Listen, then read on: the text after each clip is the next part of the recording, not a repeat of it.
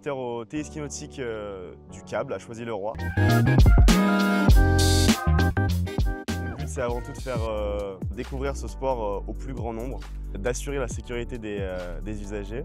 Aussi, j'ai toute la partie technique, entretien du matériel, que ce soit le matériel de pratique, donc les planches, les gilets, les casques, ou alors directement la machine qui est juste derrière moi. Ce qui m'a donné envie de devenir moniteur, alors moi j'ai toujours aimé transmettre du coup ma passion à des gens, que ce soit dans ce sport-là ou alors dans d'autres que j'ai pu pratiquer par le passé.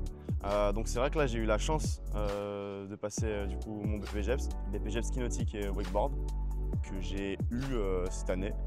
Depuis, j'ai fait de ma passion mon métier.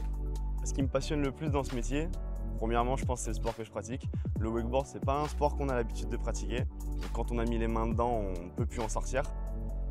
Aussi le fait que transmettre du savoir, transmettre une passion, c'est vraiment quelque chose que j'adore aussi. Alors les exigences de ce métier, avant tout, je pense qu'il faut être vigilant sur la sécurité. On a une activité qui va se pratiquer du coup, de façon saisonnière, donc une grosse charge de travail sur peu de temps, en plein soleil. Notre attention peut être altérée par notre fatigue, par le soleil, par le monde qu'il y a, mais vraiment la grosse exigence sera la veiller à la sécurité. Les principales qualités nécessaires pour être moniteur sont, je pense, avant tout être patient.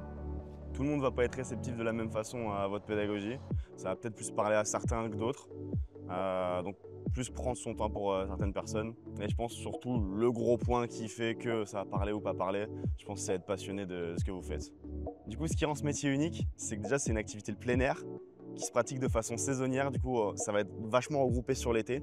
On va avoir un bon nombre de personnes différentes, donc un public qui va être divers et varié, qui est vachement enrichissant aussi pour nous-mêmes, pour notre pédagogie. Le message que j'aimerais transmettre à quelqu'un qui veut se lancer, ce serait d'absolument pas hésiter.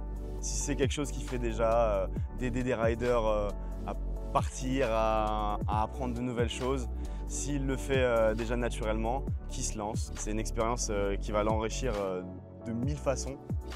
Comment je vois mon avenir dans ce milieu? Pour l'instant, je me vois continuer de faire ce que je fais. Je suis bien actuellement en tant que moniteur. Après, c'est sûr que par la suite, on va dire le but ultime serait d'avoir sa propre structure du coup à moi, de pouvoir faire mes événements que j'ai envie, de pouvoir développer ce que j'ai envie. Je pense que c'est un petit peu le but ultime entre guillemets de tout moniteur.